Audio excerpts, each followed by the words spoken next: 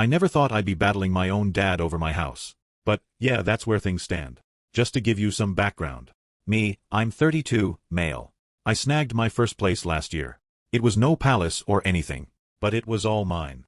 A nice, comfy 3-bedroom in a chill neighborhood. I busted my butt for years. Stashed away every dollar, while I watched my big sis, Emily. She's 35, female. Always had everything handed to her. Our folks definitely played favorites. But I never imagined it'd get this bad.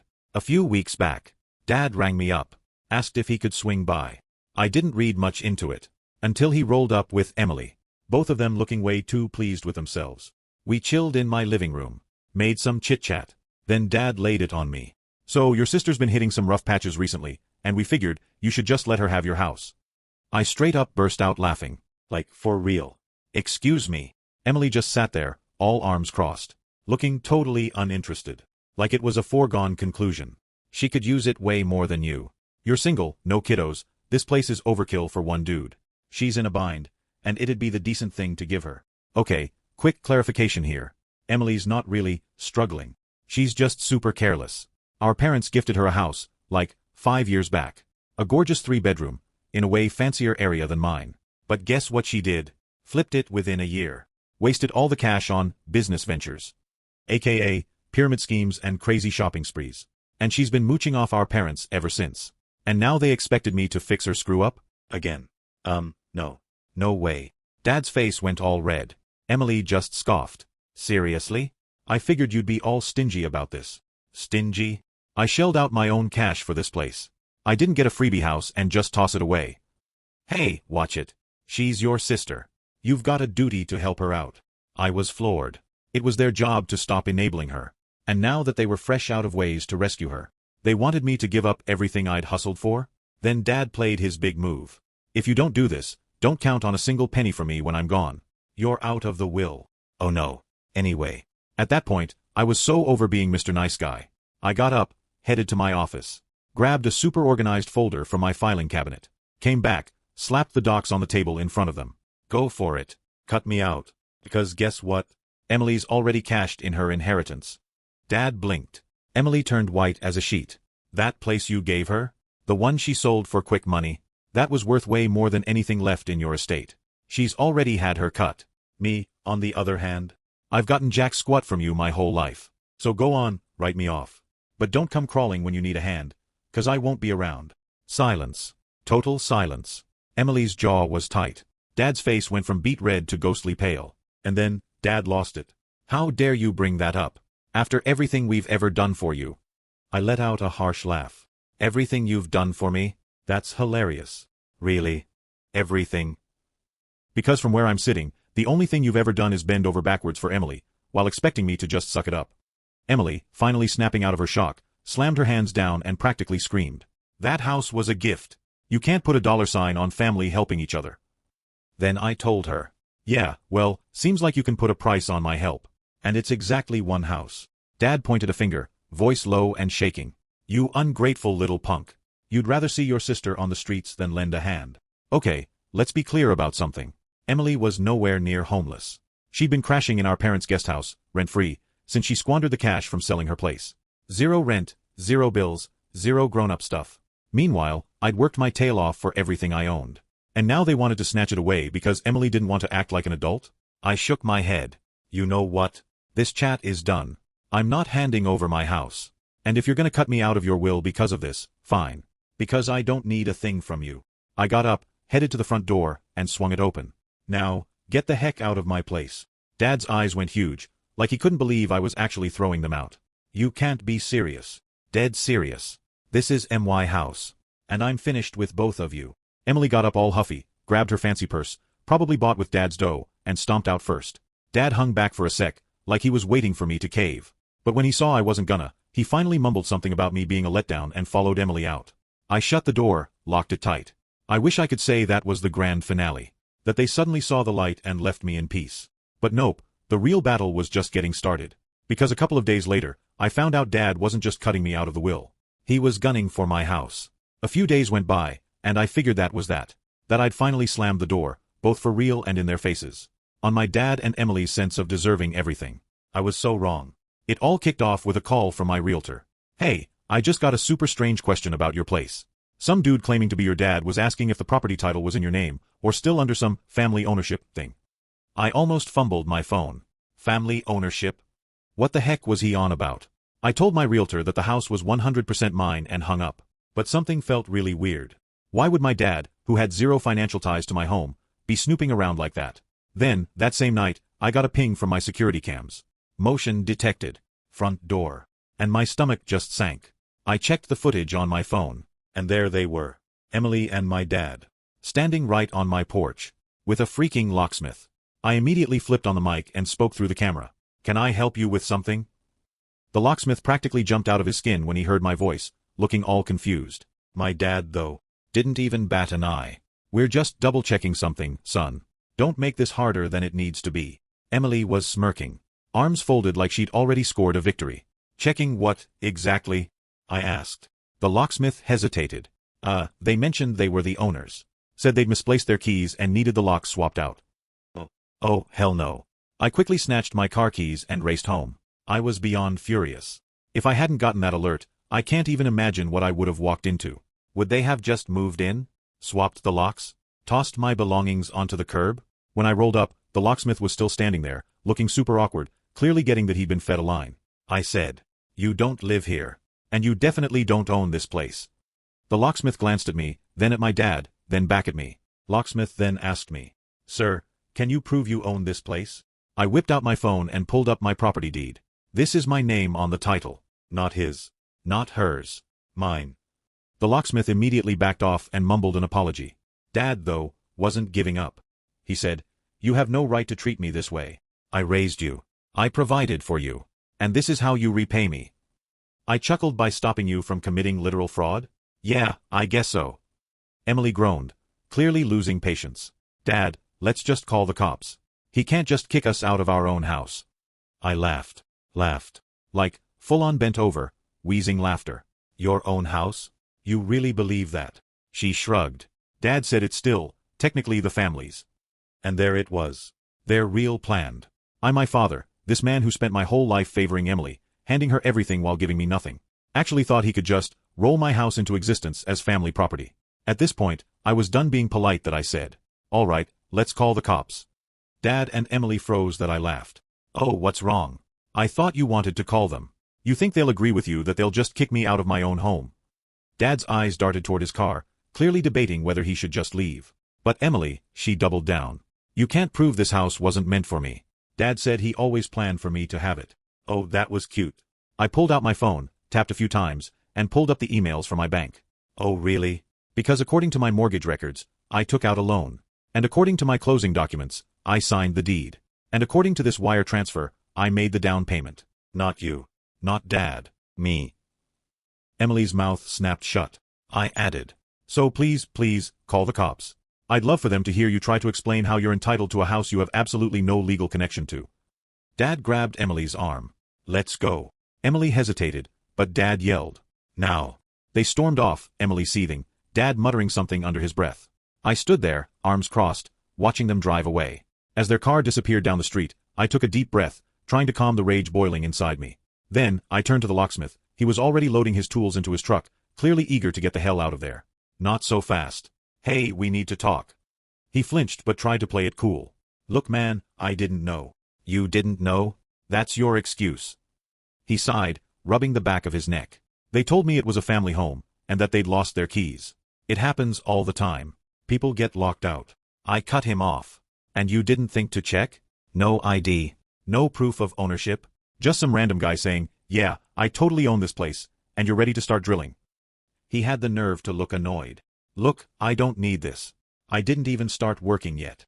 "Oh, hell no. You showed up at my house. You pulled out your tools. You were about 5 seconds away from breaking in." He held up his hands. "I get it, okay? I should have asked for ID first." I took a step closer. "Damn right you should have. If I hadn't caught you, you would have changed my locks for 2 people who were about to illegally move into my house." He sighed loudly, like he was the one being inconvenienced. "Fine, I'll be more careful next time. Are we done?" I narrowed my eyes. "Not even close. Give me your business card." That got his attention. "Why?" Because I want the name of the company that almost helped my dad commit fraud. His jaw tightened. Come on, man, I didn't know. I was just doing my job. And your job requires verifying ownership before drilling into someone's door, right? Silence. I held out my hand. The card. Now. He let out a frustrated breath, yanked a card from his pocket, and slapped it into my palm. Thanks. Oh, and by the way, if I ever catch you trying to break into my house again, I won't just be having a conversation. I'll be calling the cops. He muttered something under his breath, climbed into his truck, and peeled out of my driveway. I looked down at the card. Time to make some phone calls. I walked back inside, still gripping the locksmith's business card. My heart was pounding. Not from fear, but from sheer rage. Dad and Emily had actually tried to break into my house. Not just manipulate, not just guilt trip. Break in. I needed to make a few calls. First, I dialed the locksmith's company. A woman answered, sounding cheerful. Thanks for calling, company name. How can I help you? Yeah, I need to file a complaint.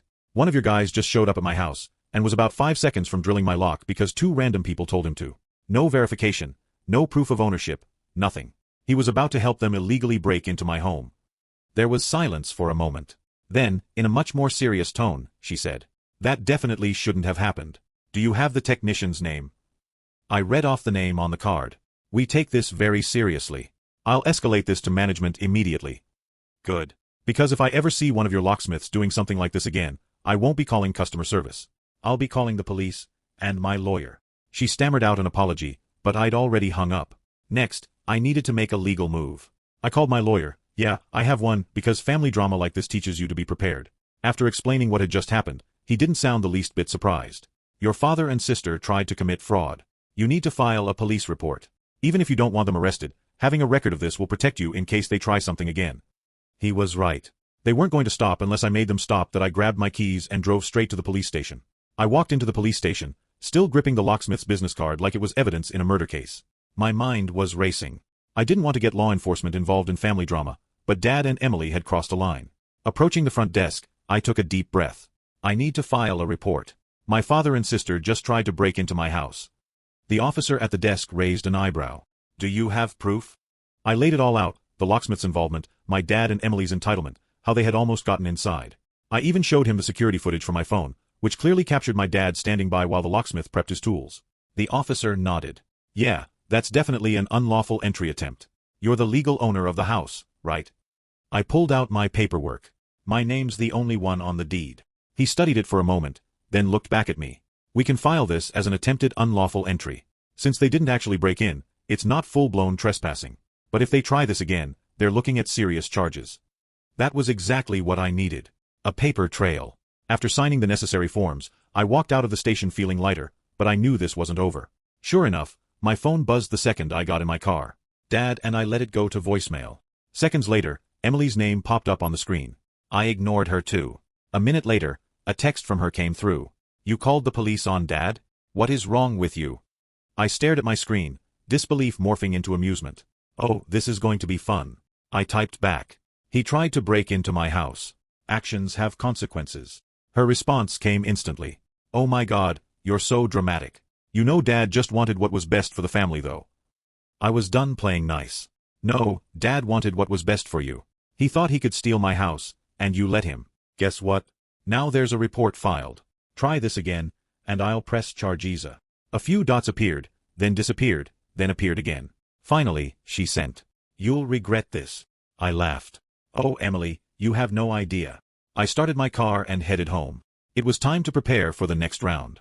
Because this fight wasn't over. I pulled into my driveway, still buzzing with adrenaline from the police station. As I stepped out of my car, I felt the weight of the moment. The ball was in my court now. I'd set everything in motion, and there was no going back while my phone buzzed again.